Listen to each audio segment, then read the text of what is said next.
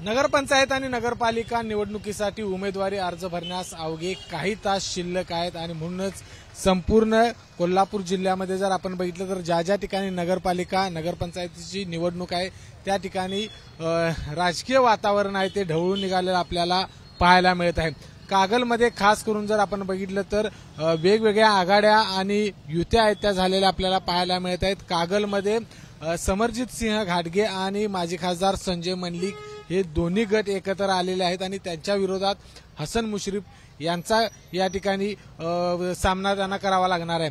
त्यामुळे एकूण जर बघितलं तर कोल्हापूर जिल्ह्यामध्ये साधारण 13 नगरपंचायत आणि नगरपालिकांचे यासाठी ही निवडणूक होणार आहे आणि सर्वच ठिकाणी धामधूम आहे ती सुरू झालेली आहे। खरं तर 3 वाजेपर्यंत हे उमेदवारी अर्ज भरण्याची शेवटची वेळ आहे आणि त्यामुळे नेत्यांची देखील धाकधूक वाढलेली आहे की कुणाला या ठिकाणी उमेदवारी भरण्यास सांगायचं आणि कुणाचा या ठिकाणी पत्ता काढवतोय। त्यामुळे जोपर्यंत माघारीचा वेळ आहे तोपर्यंत सगळे जे उमेदवार आहेत ज्यांनी उमेदवारी अर्ज दाखल केलेले आहेत नगराध्यक्ष पदासाठी असेल नगरसेवक पदासाठी असेल त्यांची धाकधूक आहे ती वाढणार आहे।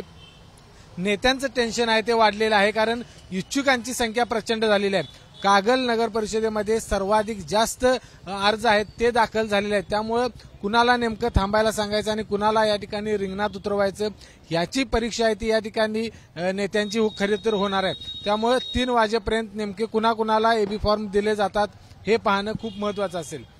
कॅमेरामन निलेश शेवाळेसह विजय केसरकर, एबीपी माझा, कागल, कोल्हापूर।